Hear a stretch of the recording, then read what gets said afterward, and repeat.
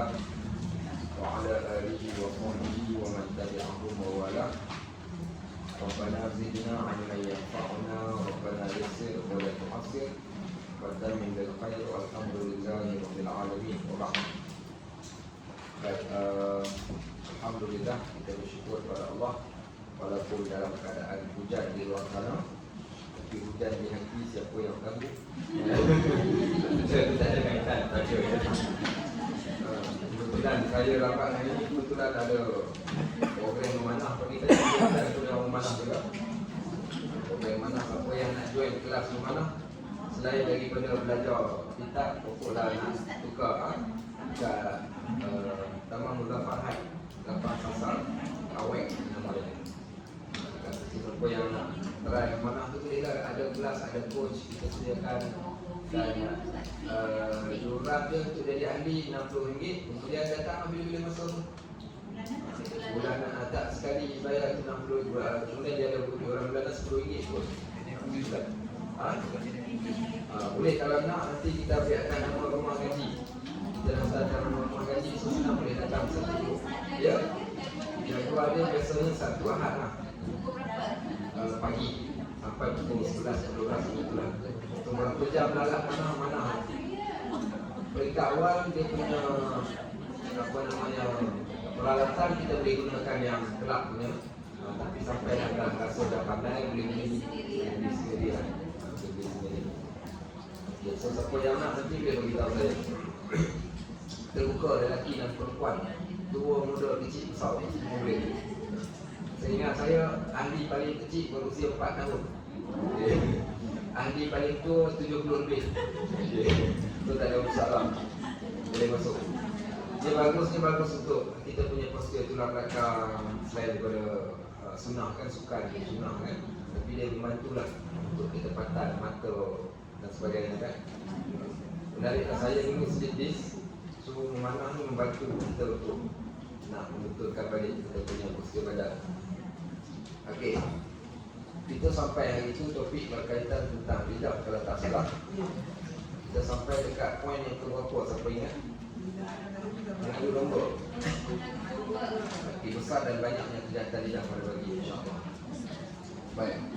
Qala al-musannif rahimahullah telah berkata pengarang kitab ini, wa nafa'ana bi'ulumihi fi darain, mudah-mudahan kita akan mendapat manfaat ilmunya dunia dan akhirat. Besar dan banyaknya kejahatan lidah sebagaimana besarnya dan banyaknya pahala yang boleh terhasil daripada lidah. Subhanallah, Allah yang telah menciptakan lidah kepada manusia. Lidah ini dia boleh menghasilkan dua benda. Yang pertama, pahala yang amat besar dan amat banyak. Dan yang kedua, pahala yang amat besar dan amat banyak. Dua-dua dia boleh pergi. Sama ada nak dapatkan pahala yang banyak pun boleh, nak dapatkan dosa yang banyak pun melalui lidah juga. Baik, sebelum kita ceritakan tentang keburukan lidah, siapa boleh bagi satu dalil yang menunjukkan betapa lidah ini memberikan pahala yang amat besar? Okay, siapa boleh bagi satu dalil yang menunjukkan pada kita betapa lidah ini boleh memberikan pahala yang amat besar? Okay, mesti ingat ni kalau saya sebut sikit. Kalimatan khafifatan fil lisan thaqilatan fil mizan. Okey, apa boleh terjemah? Kan belajar Arab kan tu. Kalimatan khafifatan fil lisan. Dia ringan, nampak banyak orang Arab kat sini. Ringan pada mulut, thaqilatan fil mizan. Berat pada timbangan. So menunjukkan daripada lidah saja pun kita boleh memberatkan timbangan. Apa dia perkataan tersebut? Subhanallah wa bihamdihi subhanallahil azim. Baik, dengan hanya sekadar tak ambil masa lama pun, ambil masa hanya mungkin 1 saat, kita boleh memberatkan timbangan kita yang mungkin tak berat sebelum ni tapi boleh jadi berat hanya dengan dua perkataan ini. Subhanallah wa bihamdihi subhanallahil azim. Juga disebut di dalam hadis yang sahih, iaitu bila seorang sahabat dia pergi mengadu dekat Nabi SAW. Apa dia kata? Ya Rasulullah, zahaba ahlul dusur bil ujur, untung orang yang kaya dengan pahala. Orang yang kaya dia mungkin boleh wakaf, dia boleh pergi umrah, dia boleh pergi haji, dia boleh bersedekah, dia boleh buat macam-macam benda dengan kekayaan yang dia miliki. Habis kami yang kaya, apa kami boleh buat? Okay, jadi kata Nabi SAW, Allah jadikan pada anggota manusia ni 360 sendi, dan setiap sendi boleh menghasilkan pahala. Bukankah Allah menjadikan pada sebutan subhanallah itu mendapat pahala sedekah? Tak boleh sedekah duit, tak ada masalah. Kita boleh sedekahkan dengan hanya sekadar menyebut subhanallah. Bahkan disebut dalam satu hadis sahih yang lain, subhanallah tamla'ul mizan. Sekali saja sebut subhanallah memenuhkan timbangan. Bukan memberatkan, memenuhkan timbangan. Walhamdulillah tamla'u ma bainas samawati wal ardh. Ucapan alhamdulillah ini akan memenuhkan di antara langit dan bumi. Nak ceritakan betapa besarnya pahala yang boleh datang daripada lidah. Baik, tapi ada satu lagi ayat Al-Quran yang paling hebat, yang menunjukkan kehebatan lidah. Waman. Okey, terjemahkan. Waman ahsan. Waman ahsan min Allah. Waman ahsanu qawlan.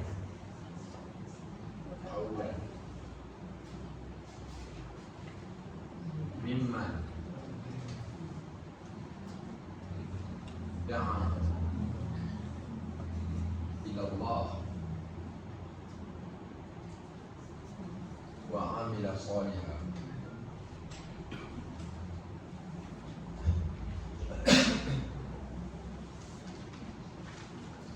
Baik, apa terjemahan dia? Tidak ada satu pun perkataan yang paling terbaik. Saya dah 3 minit ni kena betul. Yang paling terbaik. Tidak ada satu perkataan pun yang paling terbaik. Perkataan yang paling terbaik. Di sini perkataan terbaik. Perkataan ni ada yang tak baik, ada yang okey ni. Dan tidak ada perkataan yang paling terbaik. Paling terbaik. Mimman da'a ila Allah, melainkan perkataan orang yang mengajak manusia kepada Allah. Dengan menggunakan lidah kita boleh ajak manusia kepada Allah tu dengan menggunakan lidah. Jom dengarkan, sampaikan. Maka kesemua ini menunjukkan perkataan yang paling terbaik. Bila perkataan orang yang mengajak manusia kepada Allah, iaitu dia berdakwah kepada Allah, kepada manusia untuk kembali kepada Allah ataupun ikut Allah, wa amila shalihan, kemudian dia beramal soleh. Baik. So, ini menunjukkan betapa melalui lidah manusia boleh mendapat satu kebaikan yang amat besar. Tapi awas, lidah juga boleh menyebabkan dan menjadikan asbab manusia itu akan pergi ke neraka. So di sini menggambarkan pada kita ada dua fungsi lidah, menjadikan pahala bertambah ataupun menjadikan kecelakaan kepada si pengunya ataupun si empunya lidah tersebut. Baik, jom kita tengok apa kata pengarang. Ketahuilah kiranya ya saudaraku, bahawa lidah itu sebanyak-banyak dan sebesar-besar anggota dari sudut kejahatan. Ketika mula-mula Allah Subhanahu wa taala menciptakan lidah, seluruh anggota badan ni dia berkata kepada lidah. Apa kata anggota badan? Ayyuhal lisan ittaqillah, wahai lidah, takutlah engkau kepada Allah, fa innana fika, kerana kami ini berada dengan engkau. Baik, lidah ni dikatakan oleh tubuh badan yang lain, kata dekat lidah waktu mula-mula Allah ciptakan lidah, wahai lidah, takutlah engkau kepada Allah. Jangan disebabkan kerana engkau, kami yang kena. So di sini menunjukkan bagaimana dahsyatnya lidah ini sehingga asbab menjadikan Allah hukum anggota badan yang lain hanya disebabkan kerana lidah sahaja. Sebab itu orang Arab dia menyebut dalam satu syair dia, la tatakallam bilisanik ma tuksiru bihi asnanik. Jangan kamu berkata sesuatu benda yang disebabkan perkataan engkau, gigi engkau akan patah. Itu maksudnya apa? Kalau pepatah Melayu dia kata, disebabkan mulut santan binasa, disebabkan mulut badan binasa. Baik, qala al-musannif, kata pengarang kitab, maka lazimkanlah pada memeliharakannya. Jadikan di antara salah satu benda yang kamu nak jaga sungguh-sungguh ni adalah lidah. Dan tiada yang akan menolongmu untuk terlepas daripada kebinasaan, melainkan dengan mengasingkan diri daripada manusia dan mengekalkan berdiam diri. Baik, so dia kata kalaulah kita ni lidah kita tak boleh tahan. Pantang, nampak orang saja mesti perkataan yang tak elok akan keluar. Bila kita dah tahu dah penyakit kita ni penyakit mulut, kalau dah tahu dah macam tu, maka dia kata tak dapat tidak kalaulah engkau sentiasa menggunakan lidah pada perkara kejahatan, dua benda kau kena buat. Yang pertama, asingkan diri kau dengan orang. Sebab kalau kau duduk dengan orang ni, asyik kau ada penyakit ke hati orang saja. So, lebih baik kau asingkan diri, satu. Dan yang kedua, hendaklah engkau jangan berkata-kata ataupun berdiam diri. So pengarang ni dia suruh kita buat dua benda. Apa dua benda kita kena buat kalau sampai ke satu tahap susah nak jaga mulut? Pantang dia naik kereta sampai tiba-tiba tengok traffic light warna merah. Apa dia kata? Kalau traffic light merah, dia kata, ya Allah, traffic light ni apalah merah panjang-panjang. Tiba-tiba satu hari dia lalu traffic light warna hijau. Apa dia kata? Hari ni hijau pula. Biasa lalu merah. Itu yang kata mulutnya dia tak boleh nak stop. Baik. Dia tengok sahabat kita datang. Dia kata sahabat KPA datang ke rumah ngaji. Tudung warna orange, baju warna merah, kain warna kuning. Apa dia kata? Dia kata apa pakai baju tak matching. Dia kata kau lain kali pakai baju biarlah. Itu nak katakan tak ada kerja punya orang. Sampai semua benda yang dia tengok ni dia akan komen. Kalau dah sampai macam tu, cukuplah kau duduk dekat rumah. Kerana bila kau keluar daripada rumah, kau akan buat dosa. Baik, yang kedua dia, boleh kalau kau nak keluar, tapi dengan cara kau jahit mulut kau. Macam mana cara nak jahit mulut?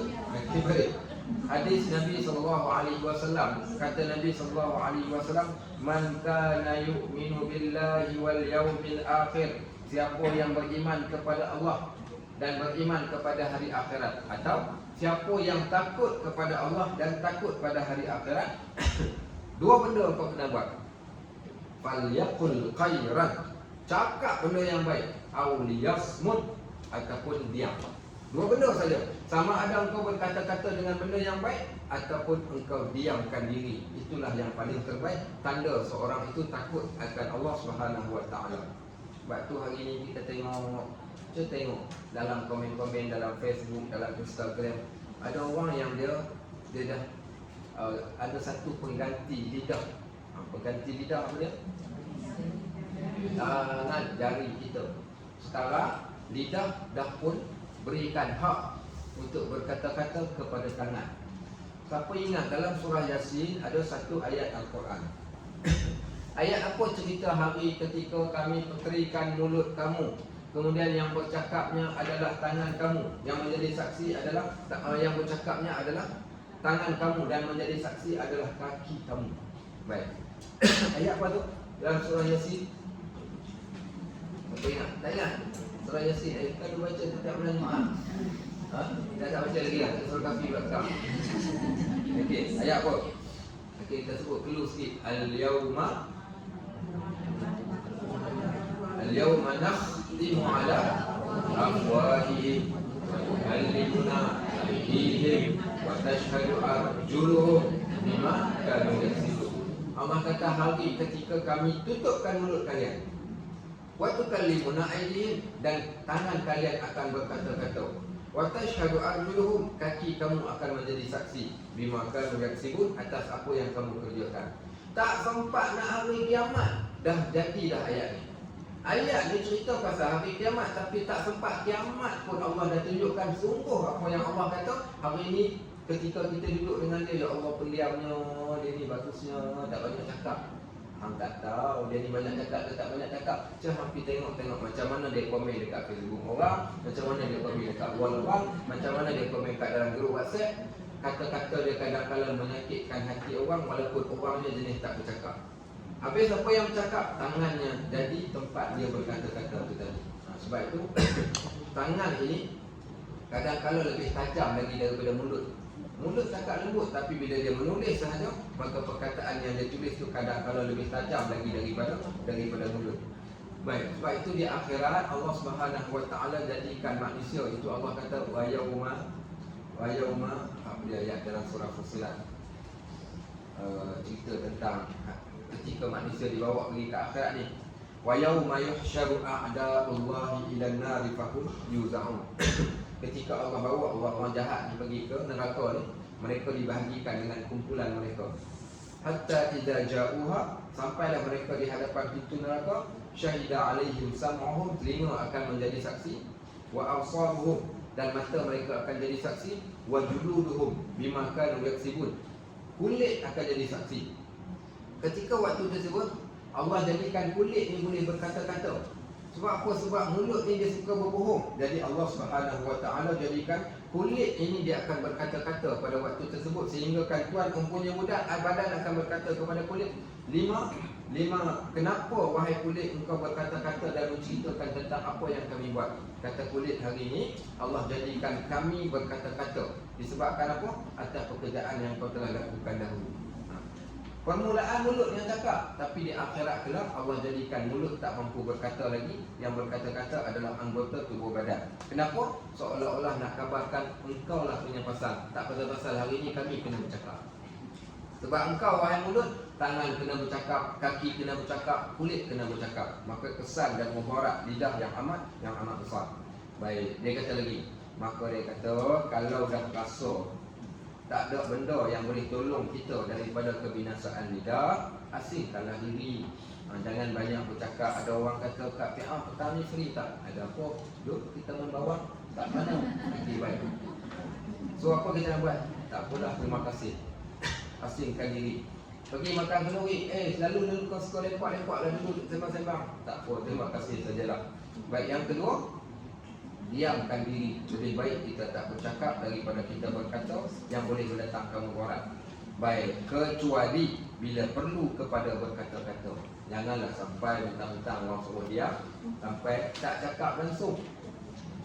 Ada seorang hamba Allah daripada Melaka ni lah, anak dia datang jumpa saya. Dia kata, Ustaz minta tolong pergi cakap dekat bapak saya dah tak nak cakap dengan kami. Saya kata, kenapa? Puncanya dia marah, dia sakit, kami nak bawa ke hospital. Sebab kami selalu sebut pasal hospital, dah sekali dia terus diam tak nak cakap. Pokoklah Ustaz datang cakap dengan dia, dia mahu cakap. Saya pun katalah kat dia, Pak Haji sakit, saya tengok kaki ni dah teruk. Kaki dari tapak kaki dah makan ulat, dah ada ulat dah. So dia tak nak pergi ke hospital. Dia cakap, siapa yang bawa aku pergi ke hospital, aku tak redha. Aku tak redha pada siapa yang bawa aku pergi ke hospital. So saya kata tak apa, telefon je doktor datang. Doktor datang, doktor tak cakap banyak dah, doktor tengok-tengok. Dia call terus ambulans untuk datang, ambil kau pergi ke hospital, potong kaki. Lepas potong kaki tu, sampailah ke akhir hayat, tak cakap lah. Dia tak nak cakap, memang marah suruh. So salah tak anak dia? Tak salah, sebab apa? Dia buat untuk kemaslahatan bapak dia. Tapi nak ceritakan tak nak bercakap sampai ke tahap yang macam tu. Okay, so janganlah sampai kita tak bercakap, melainkan kita bercakap ni iaitu bila perlu kepada berkata-kata. Bila perlu berkata-kata ni? Ketika ditanya soalan, ketika kita nak berurusan dengan urusan sesuatu benda ni, cakaplah. Seperti ketika belajar, belajar perlukan kepada lidah. Mengajar juga perlukan kepada lidah. Memberi nasihat juga perlukan kepada lidah. Ada ibu bapa yang kata, aku dah tak nak cakap lagi dah kepada anak aku, rugi. Sama juga seorang ibu kata dia tak nak bercakap, tak nak tegur lagi anak dia, tak nak suruh lagi dah, maka juga rugi.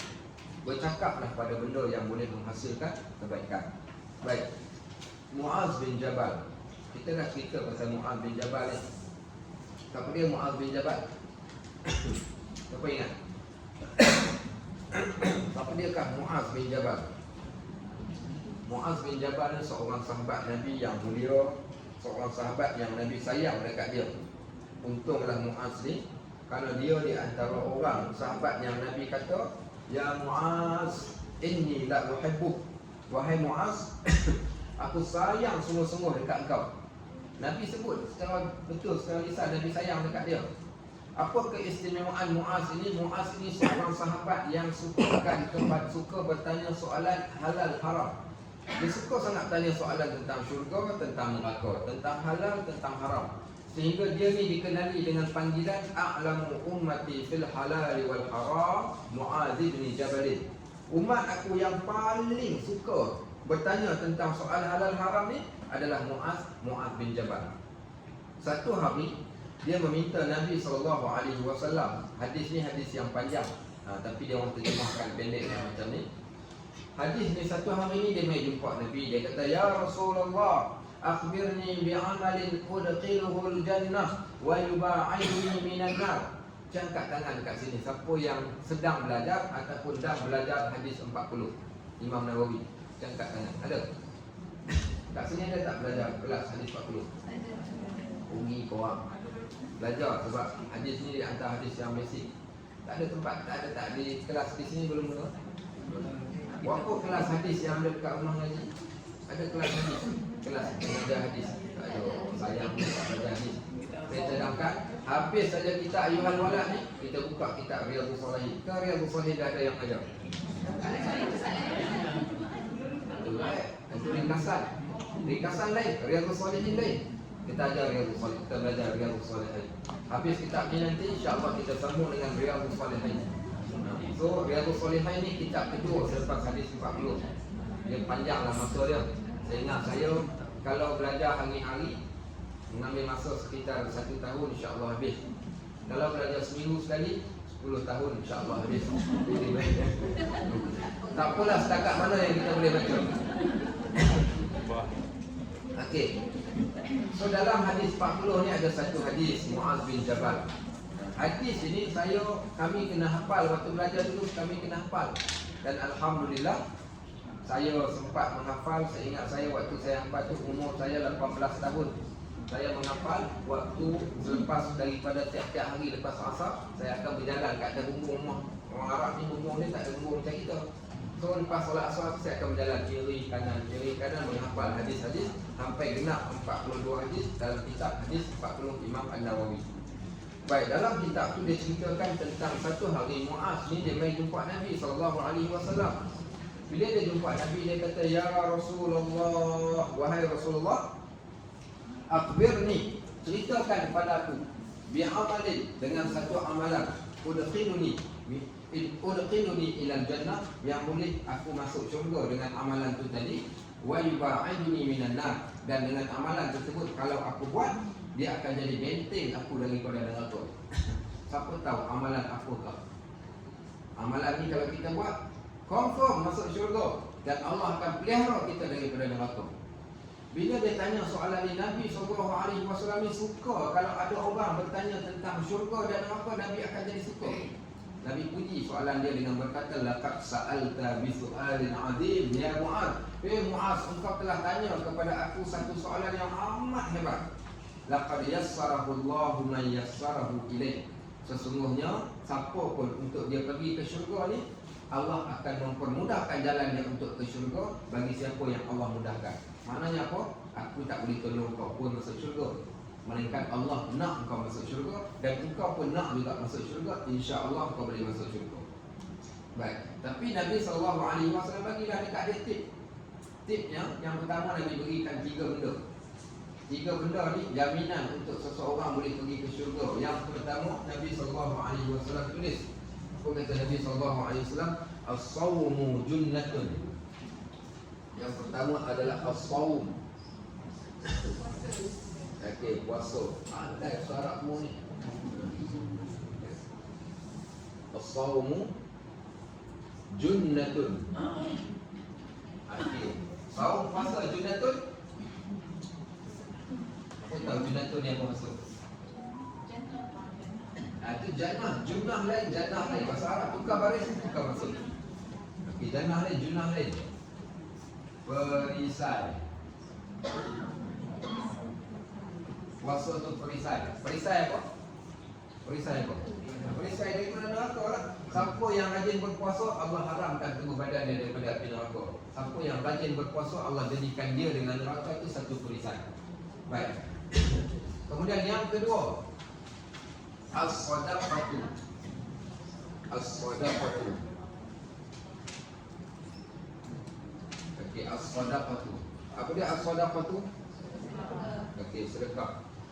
Kesan daripada sedekah, as-sadaqatu tudfi'ul khataya kama yudfi'ul ma'un nar. Sedekah itu akan memadamkan dosa seumpama air memadamkan api.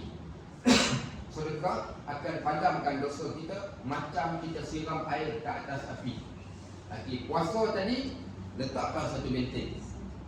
Kalau ada benteng tapi dosa ada lagi, Tak boleh juga. Maka Allah jadikan satu lagi pula, iaitu orang yang bersedekah. Sedekah itu akan memadamkan dosa seumpama air memadamkan api. Okey, baik. Kemudian yang ketiga. Okey, so ini nombor satu. Okey, ini nombor dua. Ini nombor tiga.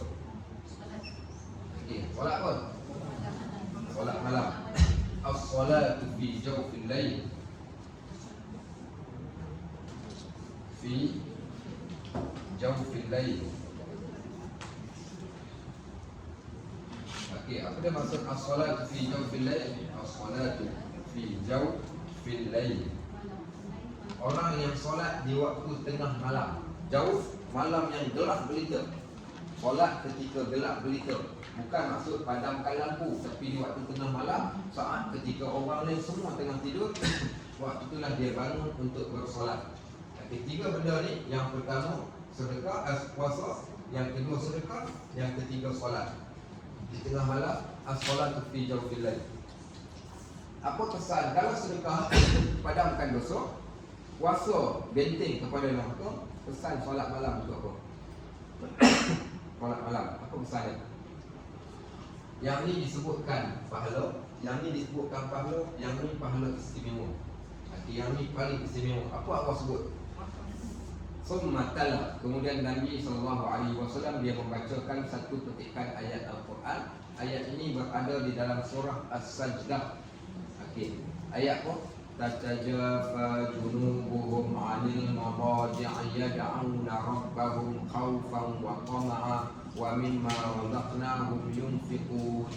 Ada orang yang tinggalkan belakangnya daripada lapik tidur dia. Dia bangun berdoa dan juga solat. Sebab kerana takut pada Allah dan juga kerana tamakkan kepada pahala. Dan wa mimma razaqnahum yunfiqun, apa yang Allah berikan pada dia, dia solat malam, juga dia juga orang yang bersedekah. Kemudian Allah kata lagi, fala ta'lamu nafsun ma ukhfiya lahum min qurrati a'yun. Untuk perbuatan ini Allah sembunyikan pahalanya dan dia tak tahu apa yang kami berikan. Tapi Allah kata jazaan bima kanu ya'malun, tapi pasti kami berikan ganjaran. Sesuatu benda kalau dia tak sebutkan pahala dia besar ke tak besar, kebiasaannya dia adalah satu benda yang amat besar, maka untuk ini Allah sembunyikan pahala.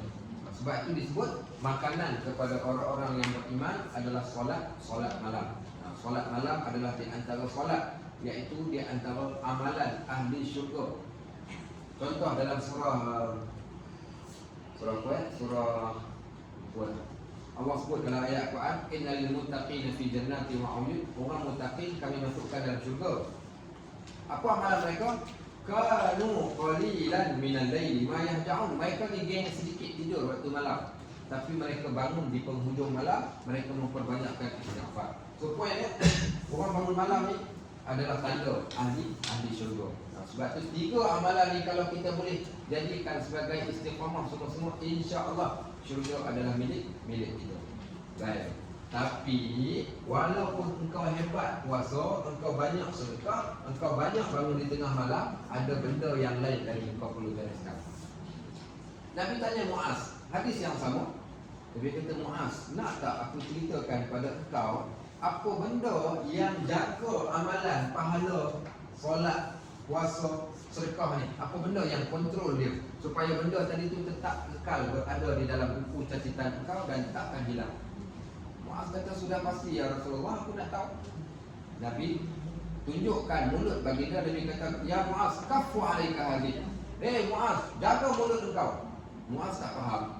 Dia kata, ya Rasulullah, hal nahnu mu'aqidun ala ma natakallamu bih. Takkanlah kami ni akan diambil kira pada setiap ucapan dan perkataan yang kami sebut. Jenuhlah kalau macam tu, kami kan setiap hari bercakap, takkanlah Allah nak ambil kira. Kata Nabi SAW, hal yakubun nas 'ala an-nar bisababi wujuhihim aw manaqihim. Adakah manusia masuk neraka sebab muka dia ataupun sebab hidung dia?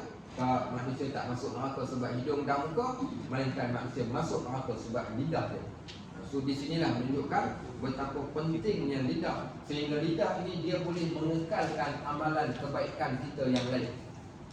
Ingat tak hadis kita baca? Saya tak tahu kat sini ke kat mana. Hadis tentang kisah Nabi tanya sahabat, atadruna manil muflis? Kamu kenal siapa orang yang muflis? Sahabat pun kata, la muflis man laisa lahu dinaran wala dirhaman. Orang yang muflis ni orang yang tak ada duit. Nabi kata tak, muflis tu bukan tak ada duit. Mungkin barangkali orang yang muflis ni orang yang duit banyak. Tapi apa dia? Nabi kata muflis itu orang yang pergi ke akhirat dengan dibawa puasa dia, dibawa zakat dia, sedekah dia, dibawa solat malamnya, dibawa zikir dan segala amalan dia dibawa pergi ke akhirat. Tetapi apa yang berlaku ketika berada di dunia, apa yang dia buat ketika berada di dunia, dia telah syatamu haula, dia suka kata dekat orang, wa daraba haula wa safaku dima haula. Dia melakukan kezaliman dengan menggunakan mulut dia pada waktu tersebut. Kemudian apa Allah buat? Fa aqada bihasanati, Allah ambil semua kebaikan dia, fayudahu ala man syatam, dan dia letakkan pada orang yang dia telah kutuk ketika berada di dunia, ataupun orang yang dia cela, ataupun orang yang dia fitnah, dia ambil dosa pahala kita letak kat dia. Sahabat tanya lagi, ya Rasulullah, macam mana kalau ada orang yang dia tak ada pahala, apa yang akan ditransfer? Nabi kata dia ambil pula kejahatan dosa orang tu, dia letakkan kepada kita, padan kau. Mau tahu? Ya, dah lah kita tak banyak kebaikan, jadi bila tak jaga mulut, tak pasal-pasal, maka dia ambil kejahatan orang, dia letakkan pula kepada akaun kita waktu tersebut. Wal'ayazubillah. Sebab tu sahabat-sahabat dalam perenggan ni dia kata, Muaz bin Jabal radhiyallahu an telah berkata kepada Rasulullah, wahai Rasulullah, pesankanlah kepadaku. Maka baginda sallallahu alaihi wasallam mengeluarkan lidah yang maha mulia lalu bersabda. Pernah baca tak macam mana mulut Nabi sallallahu alaihi wasallam dalam kitab Syama'il? Belajar tak kitab Syama'il Muhammadiyah kat sini? Tak belajar juga. Apa belajar? Apa ni? Okey, baik. Baik, kitab Syama'il ni, kalau ada orang belajar kat luar tu, pergilah dia. Kitab Syama'il ni kami khatam, kami panggil kitab air mata. Kitab Syama'il ni kitab cerita tentang Nabi SAW. Hadis-hadis cerita tentang fizikal, tentang makan Nabi, tentang ibadat dia, tentang cara berjalan dia, tentang pakaian, semua benda. Rugi kita hanya untuk menunggu setahun sekali nak sambung Maulid Rasul, ada orang datang cerita kat kita, tapi kita tak baca. Baca juga kitab Syama'il Muhammadiyah. InsyaAllah habis kitab ni. Kalau habis kitab ni tu tak tahu bila kita sambung dengan kitab Syama'il Muhammadiyah, insyaAllah. Dalam kitab Syama'il Muhammadiyah tu cerita berkaitan tentang mulut Nabi SAW ni. Bila dia bercakap ni, seumpama keluar cahaya daripada mulut dia.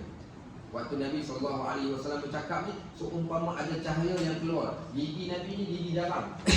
Gigi dia jarang, seumpama ada cahaya di antara celah-celah gigi Nabi SAW. Baik, maka nanti kita belajar dalam kitab Syama'il ni cerita tentang fizikal baginda. Baik, maka keluar Nabi SAW tunjukkan, mengeluarkan lidahnya yang maha mulia, lalu bersabda, tahankanlah atasmu benda ini, artinya lidah engkau yang macam lidahku ni, dan hendaklah engkau tahankannya daripada berkata-kata dengan perkataan yang dilarang.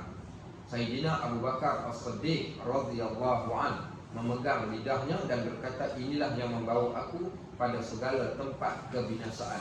Sehingga di sana diletakkan satu bait syair yang menyebut wa ansyadu. Wa ansyadu tu dia pun menyairkan. Itu perkataan menyairkan, bolehlah. Jirahatus sinani lahat ti'amu wa la yalta'amu ma jarahal lisanu. Luka dengan sebab lembing akan sembuh dengan mudah, tetapi tiada sembuh yang dilukakan dengan lidah. Nampak cantik ayat dia. Okey. Luka pisau sekejap saja sembuh, tapi luka di hati siapa yang tahu. Baik, contoh. Walaupun muka senyum, tapi ada luka kat dalam. Baik, sahabat-sahabat rahimahullah, punca kerana lidah tu tadi. Baik, dia kata lagi, engkau hendaklah ingat bahawa perkataan yang baik itu mendatangkan petunjuk bagi segala anggota. Okey, perkataan yang baik itu dia akan mendatangkan petunjuk bagi segala anggota, dan perkataan yang jahat itu menyebabkan kejahatan kepada seluruh anggota. Maksudnya apa? Setiap perkataan yang baik yang kita ucapkan, kalau perkataan yang baik itu apa berlaku, maka dia akan menjadi menunjukkan kepada tubuh badan akan jadi baik dengan perkataan yang baik itu tadi. Puncanya kerana nikmat yang kita akan dapat.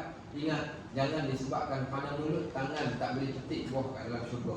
Jangan disebabkan kerana mulut kaki tak boleh nak melangkah. Di antaranya di titian solat. Jangan disebabkan kerana mulut kita tak dapat nak duduk berada di bawah pokok syurga, tak dapat nak duduk di atas singgah sana syurga. Jangan juga disebabkan kerana mulut kita tak dapat memakai pakaian-pakaian ahli syurga. Dan jangan juga disebabkan kerana mulut yang paling dahsyat, akhirnya yang membinasakan adalah tubuh badan saat ketika mana manusia nak meninggal dunia. Sebab mulut sahaja, akhirnya Allah jadikan dia meninggal dalam keadaan tidak dapat menuturkan kalimah la ilaha illallah. Dan jadikan asbab kepada mulut itulah kita akan mendapat nikmat disebabkan kerana mulut. Sebabkan mulut yang selalu berkata-kata perkataan yang baik, mulut yang tidak pernah menyakitkan hati orang, dan mulut yang sentiasa berzikir kepada Allah Subhanahu wa taala. Baik, kata Abu Sa'id Al-Khudri radhiyallahu anhu telah menceritakan bahawa manusia itu apabila berpagi-pagi. Apa makna berpagi-pagi? Ketika waktu pagi lah. Waktu pagi bila dia duduk bersiap-siap nak datang ke rumah ngaji, kan waktu dia apa namanya? Okey, Ustaz Najib dia suruh mengajar suruh jalan. Okey, baik. Okey, so waktu pagi ni bila kita bangun pagi, kita duduk siap-siap ketika waktu pagi ni, maka diceritakan manusia itu apabila berpagi-pagi, semua anggotanya akan bersegera kepada lidah dan berkata kepadanya. Waktu pagi ni anggota badan ni bercakap pada dia tapi kita tak dengar. Oh, punya tak nampak. Tak nampak tak belakang ni. Itu mesti jadi kata orang. Okey, baik. So bila masuk waktu pagi, segala anggota badan ni dia akan berkata kepada lidah. Apa dia kata? Dengan nama Allah mengkehendaki kamu betul atas petunjuk. Dengan nama Allah, wallahi tolonglah wahai lidah, jadilah engkau lidah yang sentiasa lurus dengan petunjuk Allah. Kerana sesungguhnya jika engkau lurus, nescaya kami lurus, dan jika engkau bengkok, nescaya kami juga akan turut bengkok dengan lidah yang berkata-kata tadi. Baik, maka di sana lagi ada perkataan daripada Malik bin Dinar, salah seorang daripada tabi'in. Dia berkata, apabila engkau dapati kekerasan pada hati engkau dan lemah pada badan engkau dan terhalang pada rezeki engkau, maka ketahuilah bahawa engkau telah berkata-kata pada apa yang tiada memberi manfaat kepada engkau. So, pengajaran kita dekat sini apa? Tanda kekerasan hati disebabkan kerana banyak bercakap benda yang tak elok. Tanda kekerasan hati dan lemah pada badan engkau ni dan juga rezeki yang sempit punca kerana mulut. Sebab tu awas, mulut akan menjadi asbab rezeki murah, hidupnya tenang, dan juga mulut boleh menjadikan rezeki kita sempit dan hidup kita juga akan jadi susah. Ialah kalau dah mulut yang tak jaga, orang malas nampak kawan dengan kita. Orang tak suka kawan dengan kita, orang tak akan mendekati kita. Bukan sekadar kita, bahkan malaikat yang ada di langit dan di bumi. Ada satu kisah dalam Sahih Muslim. Kisah ni cerita seorang lelaki, dia menyakiti jiran. Menyakiti jiran ni dengan kata-kata. Sebab itu bila kita nak pergi tinggal dekat mana-mana tempat, Nabi sebut al-jar qabla dar. Cari jiran dulu baru cari rumah. Jangan cari rumah kemudian dapat jiran, tak. Jiran kemudian rumah. Sebab apa? Kisah lelaki ni, dia ni disakiti oleh jiran dia dengan kata-kata dan perbuatan. Tiap-tiap hari ada saja benda ni yang dia maki hamun, dia kata, dia buat itu, dia buat ini dekat jiran dia, sampai jiran dia dah rasa sakit hati sangat, dia tak tahu dah nak buat apa. Akhirnya dia pergi mengadu dekat Nabi SAW. Ketika dia mengadu, dia kata, ya Rasulullah, jiran aku telah menyakiti aku. Nabi SAW kata, balik nasihatkan jiran kau. Dia balik nasihatkan, makin menjadi-jadi. Pergi mengadu lagi kali kedua. Nabi kata, balik nasihatkan dia. Kemudian masih lagi jadi macam tu. Nabi minta dia balik nasihatkan, dan lagi dahsyat. Bila dah 3 kali dinasihatkan, dia masih lagi jahat mulutnya tadi, maka Nabi SAW berikan satu petua kepada jiran tu. Apa Nabi kata? Engkau bawa keluar semua barang engkau ni, letak dekat tengah jalan Madinah. Dia keluarkan barang dia, letak kat tengah jalan Madinah. Waktu dia tengah letak kat tengah jalan Madinah ni, orang lalu lalang tanya, Pak Haji, kenapa? Dia kata entahlah, dia kata aku jiran aku buat jahat dekat aku, mulut dia tu popek-popek, dia kata dekat aku pergi menajukan Nabi, tiba-tiba aku pula yang kena keluar daripada rumah. Nabi suruh aku angkat barang letak kat tengah jalan dia. Kemudian tahu rasa-rasa apa orang akan kata, apa orang ramai akan respon bila tengok dia duduk kat tengah jalan dengan barang dia kata Nabi suruh dia duduk kat tengah jalan. Apa orang akan kata? Apa punya jahatlah jiran kau, celakalah jiran kau, mudah-mudahan Allah laknat dia. Semua orang bila jumpa dia, orang kata marah jiran dia. Jumpa dia, orang marah dekat jiran dia. Akhir sekali sampai dekat telinga jiran dia, kata orang semua duk laknat dia di Madinah. Dia pun pergi jumpa Nabi SAW. Ya Rasulullah, aku dengar cerita kata semua orang Madinah duk kutuk aku. Nabi SAW kata dekat dia, sebenarnya bukan sekadar penduduk di bumi melaknat kerja jahat kau, bahkan penduduk yang ada di langit juga melaknat kau. Itu kesan daripada lidah orang yang sentiasa bermulut jahat, yang menyakitkan hati orang, bukan sekadar di bumi, bahkan malaikat yang berada di langit juga mendoakan kerosakan kepada orang tersebut. Baik, sebab itu macam mana cara kita nak bagi orang kasih dekat kita? Ada orang kata pakai minyak senyum lah Ustaz. Kau tak payah minyak senyum, tak payah cari apa, cukup minta Allah Subhanahu Wa Taala kasih pada seseorang, kita buat benda yang Allah kasih. Sebab tu kalau baca kitab, ada nanti kita akan sampai dalam kitab ringkasan Riyadhus Shalihin tu ada sikit lagi. Lepas bab takut, bab rojak dengan takut ni, kita akan masuk part ayat tanda Allah kasih pada seseorang. Macam mana Allah kasih dekat seorang ni? Permulaan yang Allah kasih dekat kita ni bila kita buat amalan fardu. Lepas dia buat yang fardu, dia tambah buat yang sunat, Allah kasih. Contohlah kita katakan kita disuruh untuk datang ke rumah ngaji pukul 10.30, kita main 10.30. Biasa tak? Biasa semua orang datang pada waktu yang sama. Ustaz saja 10.40. Okey, baik. Kemudian tapi ada orang dia tak datang pukul 10.30, dia datang pukul 10, setengah jam awal. Apa dia buat setengah jam awal? Dia sapu sampah, dia mop lantai, dia sampai ke tahap siling pun dia sapu. Tapi dia susun kerusi apa semua. Jadi orang yang tengok tu, subhanallah baiknya Kak Fi'ah ni. Okey, baik. Orang semua doakan kebaikan pada dia. Bayangkan tengok, disebabkan dia diminta buat satu benda. Diminta kita buat solat fardu, tapi kita buat sekali dengan sunat. Seumpama seorang anak kita ni, kita suruh dia kata, ni mak nak pergi rumah ngaji ni, kau masak nasi siap-siap, dah lagi mak beli lauk. Okey, baik. Kita balik-balik kat rumah, tiba-tiba tengok anak kita dia masak nasi, dia masuk pinggan, dia mop lantai, siap dia masak lauk lagi, ikan siakap 3 rasa. Okey, baik. Waktu tu apa berlaku kat kita? Engkau memang anak mak yang paling terbaik. Okey, baik.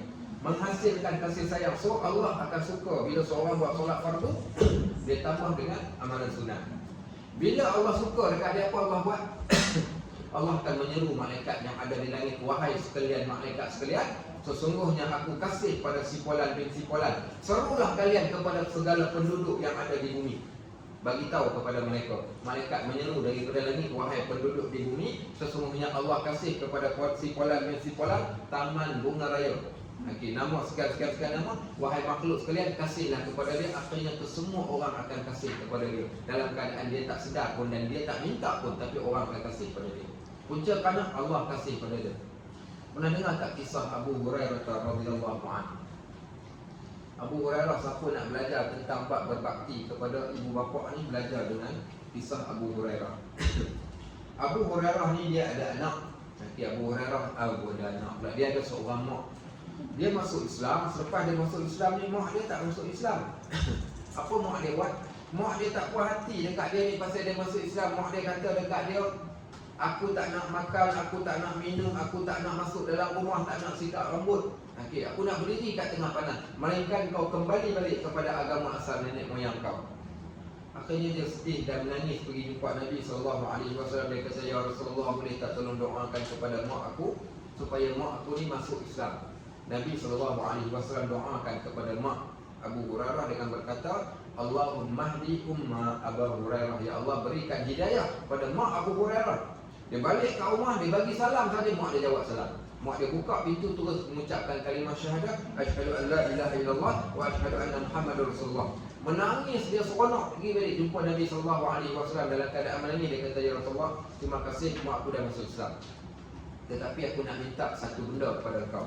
Boleh tak ya Rasulullah, doakan supaya Allah kasih kepada aku dan kasihkan kepada mak aku, dan seluruh orang yang beriman juga kasih kepada aku. Ni nak bagi doa pengasih ni kampus. Jangan disalah guna. Doa ni ada guna dia untuk orang yang beriman. Okay, kita tulis ni doa pengasih. Apa dia doa pengasih? Kau mau ke tak mau? Alah, okey, tapi kena ada peserah ni.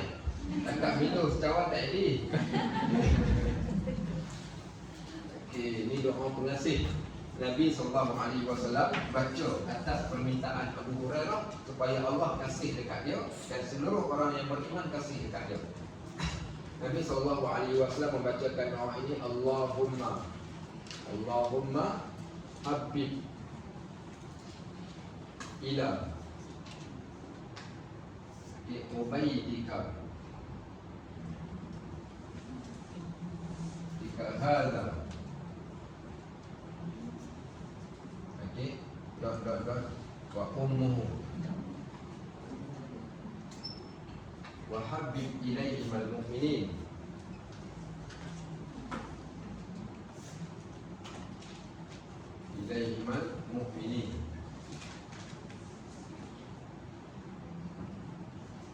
baik. Allahumma habib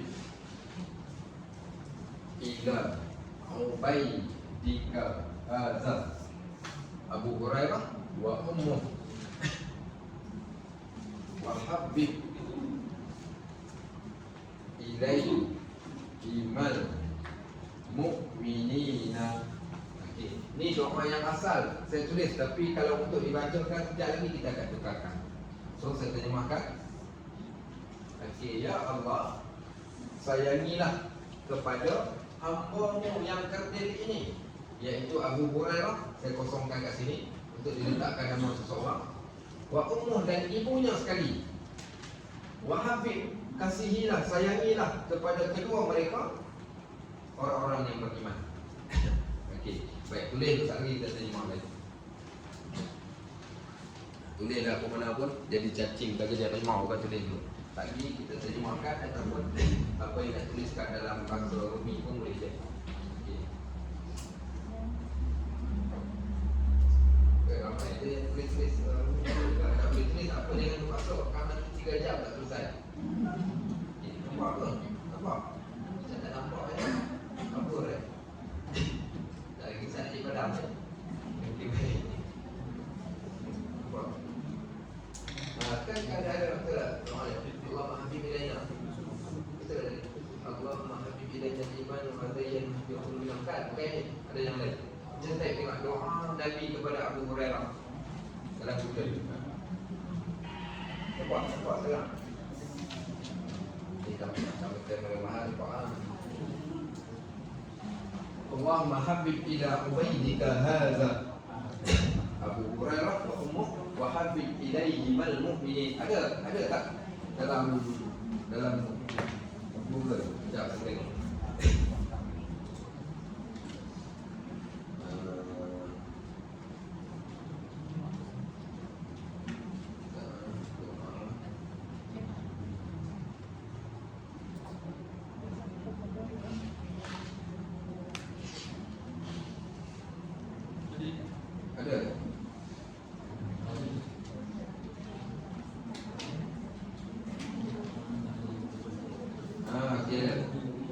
Republika.co.id Indonesia punya. Tak tahu hashtag bahasa Arab ke tak. Dia tak tuliskan teks dalam bahasa Arab.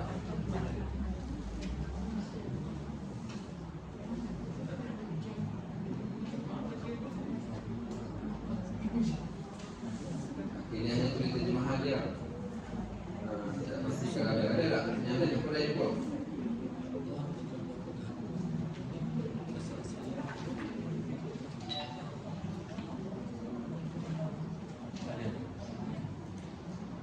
Ada. Teks Arab. Betul, sama macam Allahumma habib abduka hadza ila ibadikal mu'minin wa habib ilayyal mu'minin. Tapi teks asalnya bukan macam tu, yang tu dah ditukar untuk disesuaikan kepada kita. Tapi boleh dah juga dia punya. Ada jumpa, siapa yang jumpa lagi tengok sama. Jumpa. Ada tengok. Jumpa. pakai untuk sama lain itu tadi. Betul. Allahumma inni as'aluka hubbaka wa ini doa Ali radhiyallahu anhu. Hampir sama boleh juga digunakan, tapi yang lain dia punya terjemahan dia lain sikit. Ada juga. Yang ini boleh juga. Allahumma habib amruka hadza ila ibadikal mu'minin wa habib ilayya al-mu'minin. Boleh juga. Okey. Okey. Okey, saya terjemahkan yang ini asal mula-mula Nabi doakan pakai doa ni, iaitu ya Allah, kasihilah, sayangilah kepada hamba-Mu yang kerdil ini, iaitu Abu Hurairah dan ibunya, dan jadikan kedua mereka dikasihi oleh orang yang beriman. Sama juga dengan yang warna hijau tu. Okey, tapi untuk nak dibacakan pada kita, sekarang kalau kita baca doa ni dapat kat Abu Hurairah, kita tak dapat apa. Tapi so sekarang nak tukarkan doa ni supaya kita boleh baca. Tapi kalau siapa yang nak baca dekat orang yang lain, katakan let's say sekarang ni kita nak bacakan dekat anak kita, kita nak bacakan dekat apa namanya, ada berani baca dekat suami kita? Berani? Lagi kita makan. Ya Allah, sayangilah kepada hamba-Mu suamiku ini ya Allah, dan jadikanlah dia dikasihi oleh orang yang beriman. Ada berani? Okey, baik, berani tak apa. Sekarang kalau nak bacakan untuk orang yang lain, padamkan yang ni. Okey, padamkan yang ni. So tinggal. Okey, padamkan juga yang ni. Okey, tengok. Okey, so kita ambil teks yang pertama. Allahumma habib ila ubaidika hadza. Okey, nama. Tuliskan nama dia kat sini. Siapa dia? Dia orang yang kita nak doakan tu. Wa habib ilaihi, kalau dia lelaki, ilaihi, sayangilah kepadanya seluruh orang-orang yang beriman. Okey, so kat sini letakkan nama anak kita ke, sesiapa sahabat kita ke, kalau seorang minta kita doakan kepada dia, kita boleh doakan dengan doa ni. Yang ni untuk lelaki, sebab tu saya tukarkan jadi ilaihi. Kalau perempuan, tukarkan nama dekat sini jadi hazihi. Okey, hazihi. Kemudian sini jadi ilaiha. Ya, betul. Kat situ jadi ilaiha kalau perempuan. Kalau dia seorang perempuan, kita tukarkan jadi ilaiha. Okey, taruh sini. Ubaidika tak, yang ni Allah, hamba-Mu, Mu ni Allah. So ubaidika juga. Ubaidika. Baik, ada lagi yang lain. Sekarang ni Ustaz, tak apalah Ustaz, abang tu tak apalah. Tapi ni saya cerita yang saya ni. Saya punya macam mana kalau saya nak Allah sayang dan kasih pada saya. Jangan. Kita nak suruh Allah kasih kat kita ni. Buat apa yang Allah suruh, Allah kasih lah. Tapi nak doa juga macam mana? Allahumma habib. Okey, buang kat sini pula. Ini dah boleh padam kan? Boleh. Sekarang saya padam. Okey, untuk nak doa kepada diri sendiri, Allahumma habib ilayya. Okey, sorry.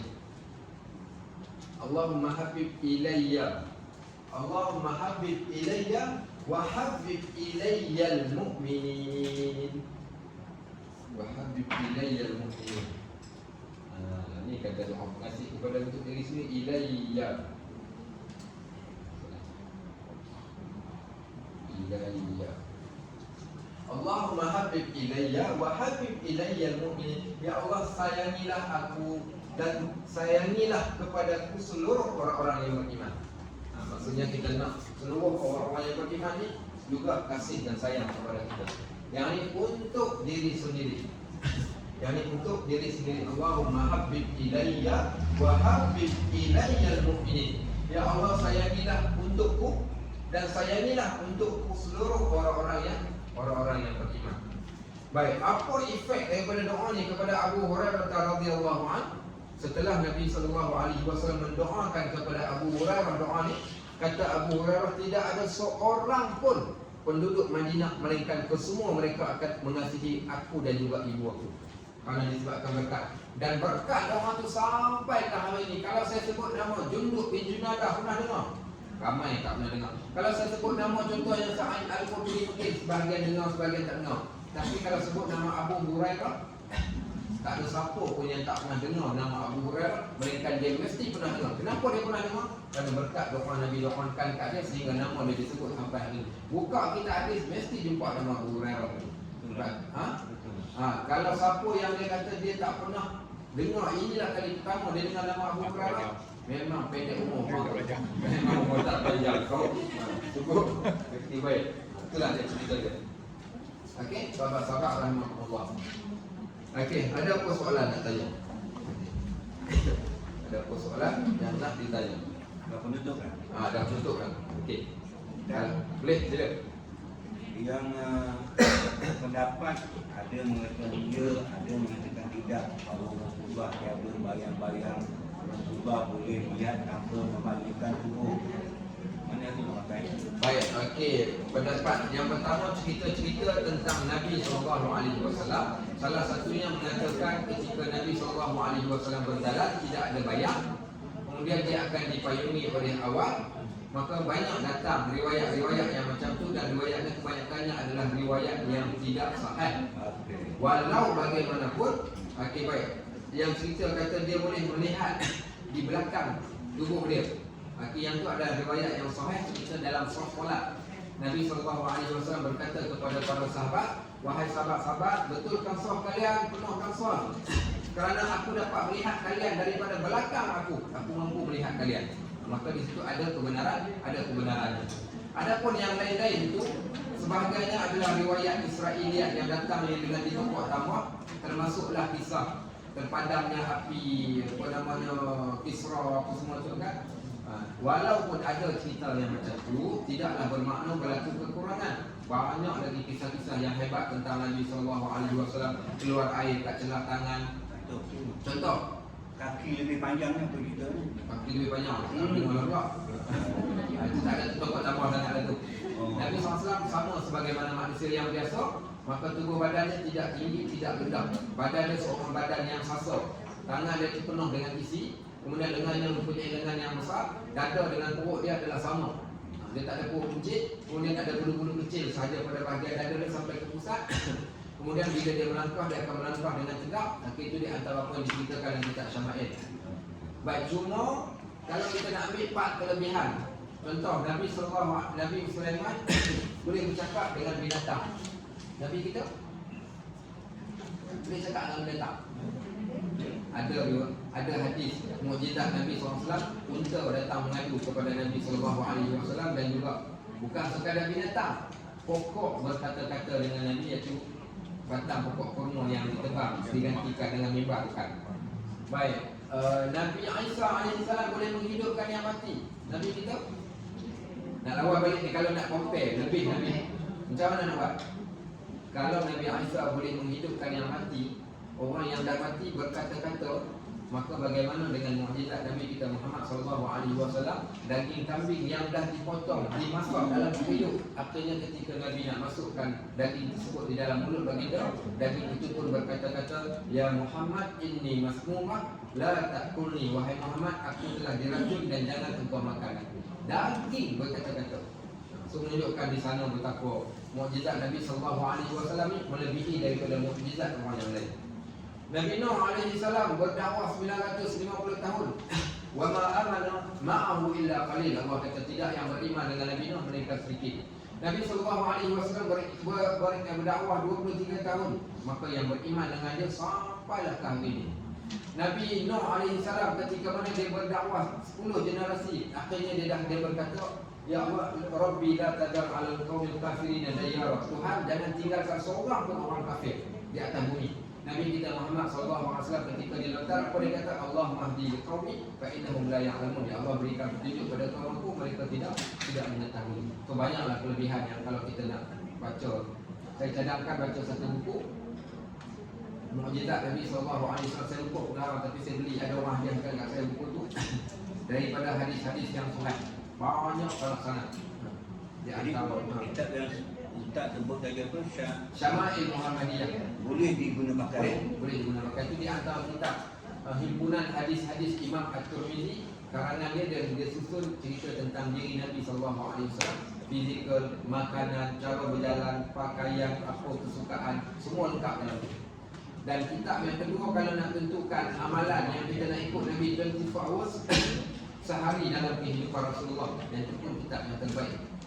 Saya ingat saya bulan 10 ni tiap malam saya ceramah Maulid Rasul, beberapa tempat. Malam di Firdaus Bukit Sengit, malam di Pantai Rombak, So saya menggunakan satu kisah setiap malam sambungan daripada satu kisah ke kisah yang lain, cerita tentang amalan Nabi sehari semalam apa yang saya buat. Baik, okey, ada soalan lain? Ada lagi nombor 2. Okey, sila. Okey. Ini soalan tu yang akan datang ini pandang. Okey. Kita buat kajian. Okey, baik, insyaAllah. Yang the current latest teknologi tentang ni, okey. Kalau kita tengok takut tau. Dunia ni ibarat macam baima. Ya.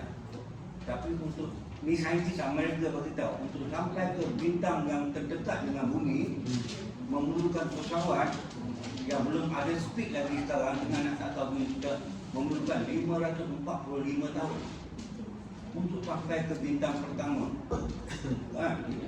Teknologi tinggi tu. Jadi saya tak nak kacau lagi ni. Dunia besar ni. Bintang terdekat dengan bumi memerlukan pesawat yang tak belum dapat kita 545 tahun baru boleh sampai. Jadi dunia ni buat tapi yang Allah terpilih dengan galaksi semua apa semua tu. Kadang-kadang dunia ni dicipta Minggu depan lah, minggu depan kita berat. Sebenarnya ada jawapan dalam surah Ar-Rahman, nama cerita kalau kamu boleh naik tembus ke langit pertama untuk bertemulah la tanfudu illa bisultan, kamu tak akan mampu untuk tembus. Saintis rendah tu. Hari ini NASA banyak menipu kita.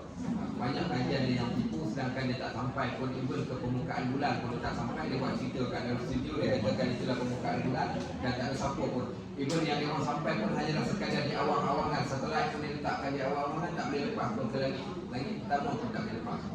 Yang pertama kerana Allah tak izinkan, dan yang kedua tak ada makhluk yang boleh lepas sekalipun. Dan ada lagi yang insyaAllah nanti kita akan sebut pada minggu akan datang. Okey, ada lagi yang nak mesej? Alhamdulillah rabbil alamin, subhanakallahumma wa bihamdik, asyhadu an la ilaha illa anta, astaghfiruka wa atubu ilaik. Wa sallallahu ala sayyidina Muhammad wa ala alihi wa sahbihi wa sallam. Walhamdulillahi rabbil alamin. Barakallahu fikum, jazakumullahu khairan katsira. Assalamualaikum warahmatullahi wabarakatuh. Allah